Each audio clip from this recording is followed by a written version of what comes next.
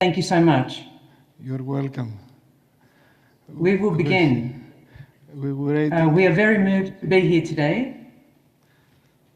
We would like to thank Professor Georgios Manzaridis first and foremost. Michael studied under Professor Manzaridis in the 80s at the Aristotelian, and we are very moved to both be here today. Especially. Our regards and our thoughts and wishes to all the organizing committee, and especially Nikos, the technical program chair. This presentation is titled Religion, Science and Technology, an interview with the late Metropolitan Kallistos Ware. The presentation looks at the relationship between religion, science and technology as examined through a single interview that we conducted in 2014. And we produced this small booklet of 20 questions, a little bit about the late Metropolitan Kallistos Ware. He was born Timothy Ware in Bath in Somerset in 1934 in England. And he was educated at Westminster School and Magdalen College, Oxford, where he took a double first in classics as well as reading theology. In 1966, Kallistos became a lecturer at the University of Oxford, teaching Eastern Orthodox studies, a position he held for 35 years until his retirement. In 1979, he was appointed to a fellowship at Pembroke College at Oxford, and he fell asleep in the Lord on August 24th, 2022. The key issues we addressed in the interview had to do with science and religion, whether they were in conflict or not, technology's impact on the practice of religion, responsible innovation, topics of transhumanism, human enhancement, and even medical prosthesis. And we asked Kallistos, are science and religion in conflict? Are there limits to innovation? Is religious faith threatened by technology at all? Metropolitan Kallistos provides a sober critique of topics in technology and society, answering 20 questions and giving readers of diverse backgrounds the opportunity to reflect on the technological trajectories, past and present. The theological concepts such as image and likeness, the incarnation, tradition and omniscience are addressed, as are socio-ethical concepts of judgment, freedom, morality and values. The well-known story of the Tower of Babel from the book of Genesis also serves as a backdrop of discussion related to scientific inquiry, the creation of new technology, and the potential for hubris. Kallistos' main thesis in the whole interview was the value of the human person. Metropolitan Kallistos does not find a fundamental conflict between science and religion, but does believe there may be a clash in the pursuit of truth when science attempts to answer questions for which it does not have evidence. Now, while humans cannot live without technology, which is as ancient as humans themselves, advancements in modern technology of the last 200 years have brought with them significant changes in transportation, communication, and production that have not only heralded many benefits, but also introduced new risks that were previously absent. And while technology may have automated much of our manual labor processes, the benefits have not been so automatic. We examined the fundamental application of technology in our interview. As our technological marvels become more complex through convergence, e.g., the development of extended reality, the metaverse and the like, so our responsibility that technologies are not misused becomes greater. For example, the rise of internet addiction by design. We need to direct our technological skills towards sustainable solutions to support human flourishing. In accordance with the Judeo-Christian tradition of creation in the image and likeness of God, as we read in Genesis, Eastern Orthodox anthropology recognizes the intrinsic value of the person. It is much deeper than simply a physical entity in time and space, but rather a being called to deification. And this is the ultimate reconciliation with our Creator. Science and technology themselves cannot provide us with value judgments. They cannot tell us what is right or wrong on an ontological dimension, or how we should proceed on matters to do with the human condition.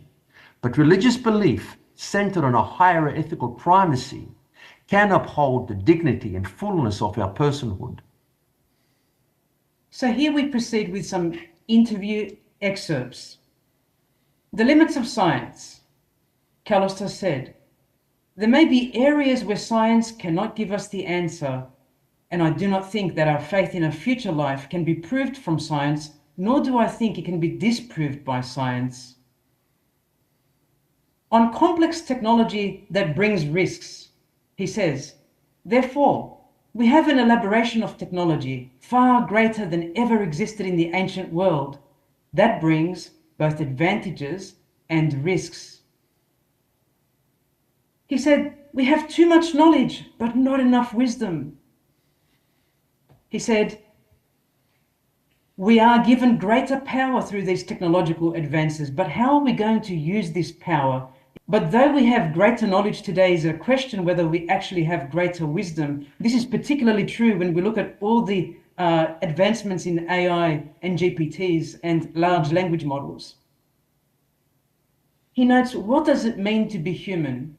Without God, we are only subhuman. So the image gives us the potentiality to be in communion with God. He says our values come from our faith. And when we are talking about designing new systems, values sensitive design or values by design and values in our communities, these are so important, but where do our values come from? So hubris comes in when we think we can simply develop our technology without inquiring, is this a good or bad application of science? Or are we using our ingenuity for good or bad, or for the support and sustaining and flourishing of humans or not?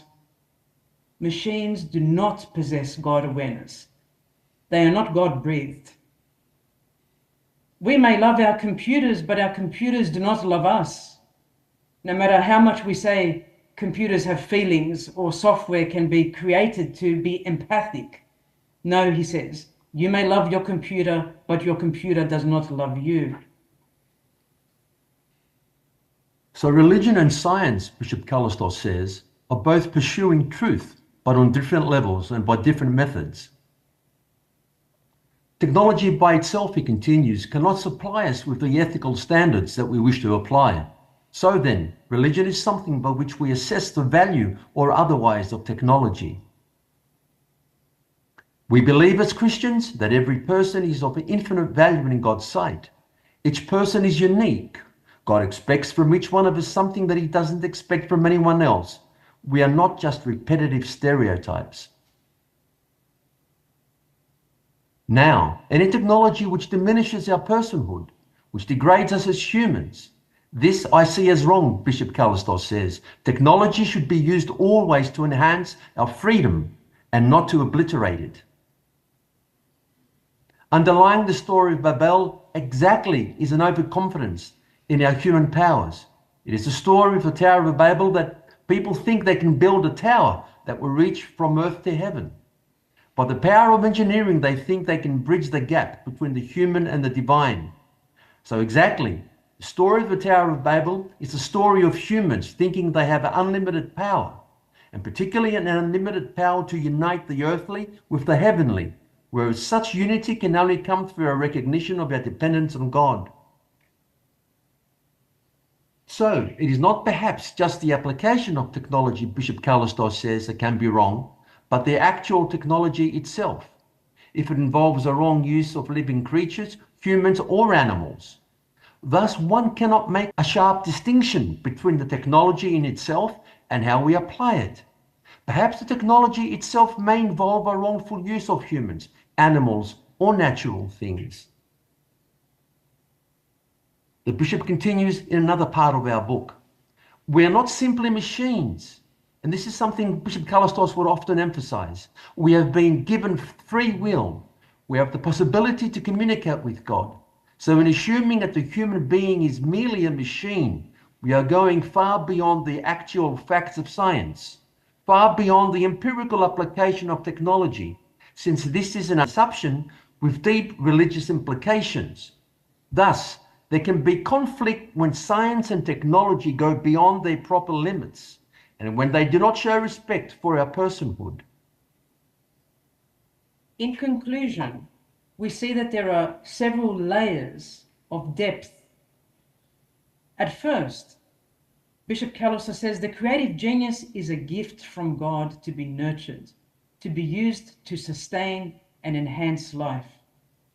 There are no limits to innovation so long as we do not hurt humans, animals, or our earth.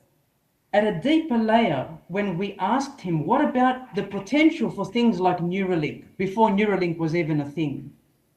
We asked him about the concept of brain in a vat, to which there was no reply except a sigh. He said afterwards, I find it difficult to accept the idea that human beings might be transcended by some new kind of living creature, whether that's transhuman or the potentiality of downloading our brains into a computer. And finally, he emphasized the human person. He said, without love, we are not human. For those who would like to find out more about the interview, you can download it from Amazon. It was published by M&K Press at the University of Wollongong. You can also log on to the IEEE Technology and Society magazine, where you will find the interview transcript. It was downloaded at one time over 20,000 times a month. It received great embrace from our community all over the world. And we have also written some newer pieces with colleagues. Finally, we would like to thank God for the life of Yeronda Kallistos, all the books he produced, and the energy that he had to leave behind such a legacy for our Eastern Orthodox community. Thank you so much. Thank you. Thank you very much, professors. And now we will move on in some questions. Well, thank you. Questions? Yes, Presbytera? Hello. I would like to ask the Michael and Michael couple. We had the blessing and the honor to host the late but never forgotten Kallistos Ware. He sighed, you said, when you talked about a brain in a vat. Why did he sigh? Why do you think he sighed when you asked the question?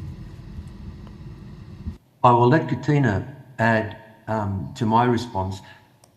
First of all, yes, what a wonderful blessing. What an incredible moment to meet the great man himself. One of the fundamental aspects in our discussions, and what the order would always emphasize, is a distinction between image and likeness. We are made in God's image, but work towards the likeness. So this was crucial in how we understood the role of technology in our development, in our growth, and our interactions with it. What did the likeness mean? Where was it taken us? This was a crucial aspect in how we understood our connections, our associations with the evolution of technology.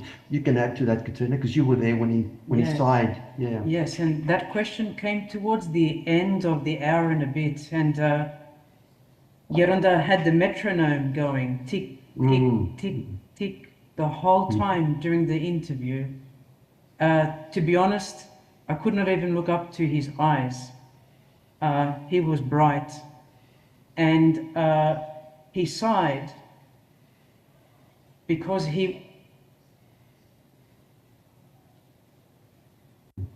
we are more than this. God created us whole, body, mind, spirit, heart, brain, everything together. We are not meant to disrupt this. I asked Yeronda preceding this question whether he was okay with transplants. And he said to me, Katina, when my grandmother became ill and she was late in age and the doctors asked us, would we like to do something? He said at that point, my grandmother was advanced in age. We thought about it in a proportional way.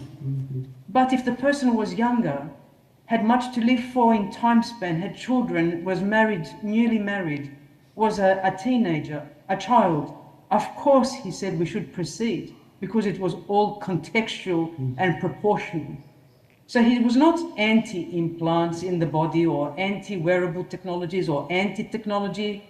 Rather, he saw the purposeful use, and he sighed because he thought to himself, I think, really, society is at the point where they are asking the question, we take the brain out of our head, put it in a box of silicon, and that is life? No. I think he was saying that is death, beyond the fact that we should be the whole person. But thank you, Presbytera, for a beautiful question. Well, thank you again, professors. Fortunately, we do not have any more time because we have to give our place to the next session.